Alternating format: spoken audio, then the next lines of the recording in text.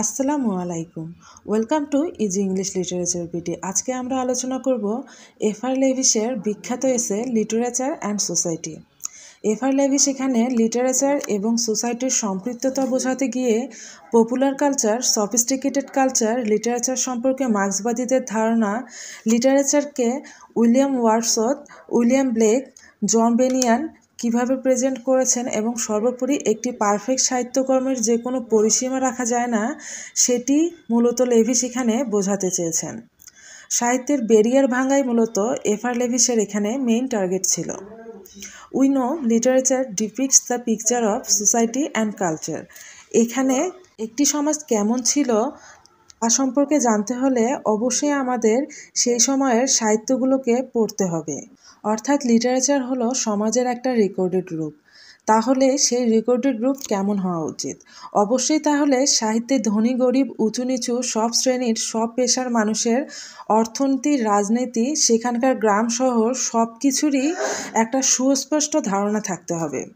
লেভিসের মতে শুধুমাত্র ইন্ডিভিজুয়াল ট্যালেন্টের দ্বারা এই সব পারফেক্ট সংমিশ্রণ ঘটানো সম্ভব। লেভিসকে একবার union of the London school of economics and politics এ আমন্ত্রণ জানানো হয়েছিল। সেখানে তিনি সাহিত্য এবং সমাজের ওপর ভাষণ দিয়েছিলেন।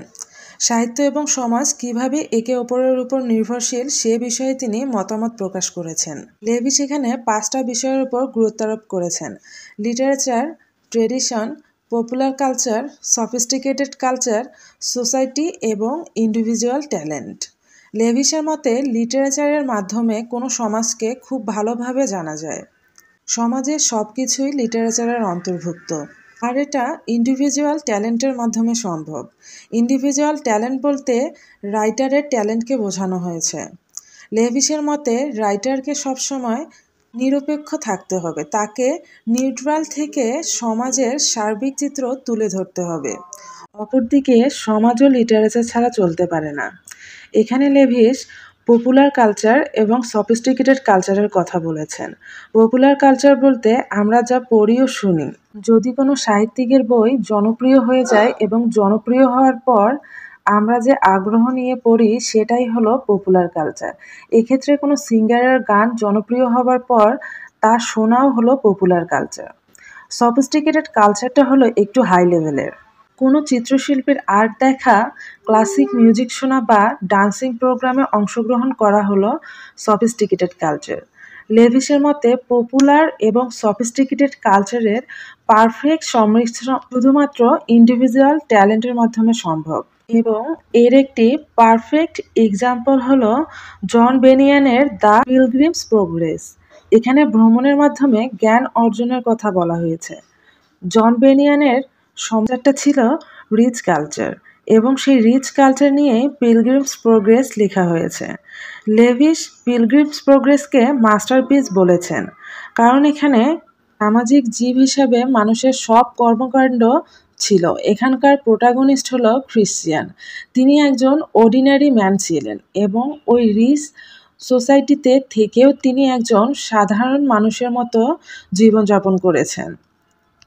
এবং এই পিলগ্রিমস প্রোগ্রেস দ্বারা প্রভাবিত হয়ে সেরিল শার্প লিখেছেন introduction to English folk songs from the southern Appalachians sophisticated culture.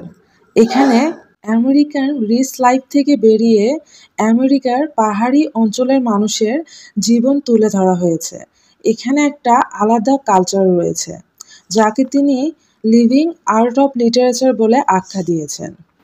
Literature and সোসাইটির মধ্যে সম্পৃক্ততা দেখাতে গিয়ে Leavis TS. Eliot, DS. Lawrence, William Blake, William Wordsworth, John Bunyan ইত্যাদি লেখক থেকে অনুপ্রাণিত হয়েছেন।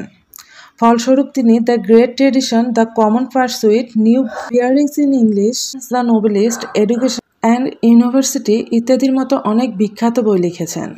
লেভিস ডি.এস. লরেন্সকে সমালোচনা করেছেন কারণ তিনি মধ্যবিত্তদের নিয়ে লিখতে ব্যর্থ হয়েছেন এবং বাস্তবতাকে তিনি ভুল করে উপস্থাপন করেছেন, অর্থাৎ বাস্তবতাকে তিনি ভুলভাবে প্রেজেন্ট করেছেন।